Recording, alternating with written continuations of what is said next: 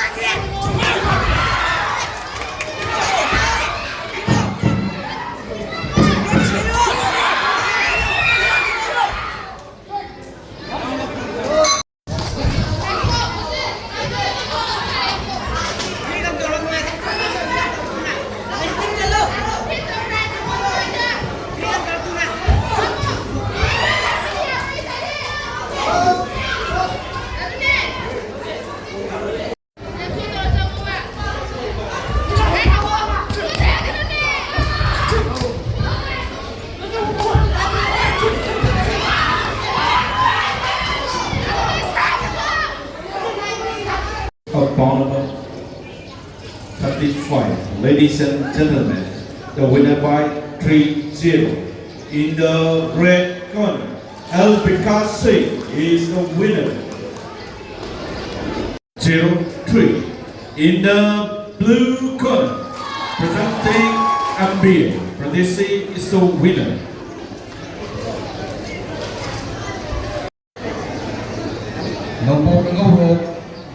Associate closing ceremony asipo mapung pahaliba amahan lembir liba wai tarabo IYC ingo yut matang darat pada masigi thawar masigi may item pada election asigi preside tawiriba print amani electronic media gi chilna using referee sing pick laba yam tam na leiraba inga urok khungang sida boxing academy ama inau na sak tholakpa saktalakpa asi akhoi puna hoki laiba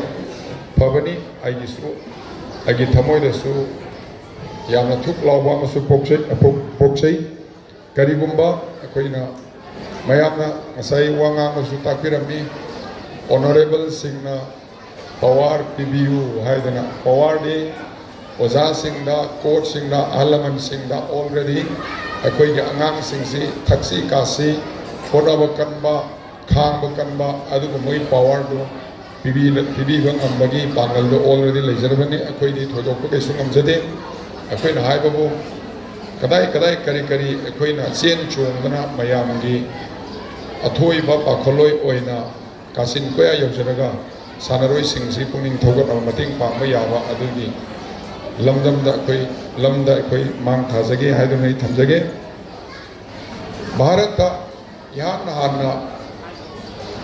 organize oina yam popular oina boxing link hogok kiba nupa sigi mamingsi Paresh Lal Roy haina masi father of Indian boxing haina khangni magi matam dani bharat ta khoi boxing yamna maming salak parung sana bas masana jam popular or pase aduga chap manana akhoi gi manipur da su boxing si akhoi oza ibom cha mayam oza ibom cha boxing gi haina sai da uji coach ona leibani mak na hogoga boxing si manipur da popular oil laki maduga magi makhada mayamna yamna masak naira masak khambiba Mary Kom amade Dinku ani si magi makhada puthokibani aina thajajai madudi ngasi tinbiriba referee coach mayam sina academy om sidagi akoi gi saknai raba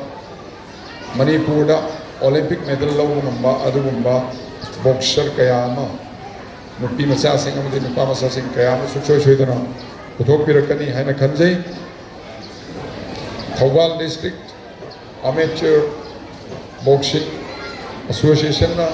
boxing gi lamda honor ko khuding makta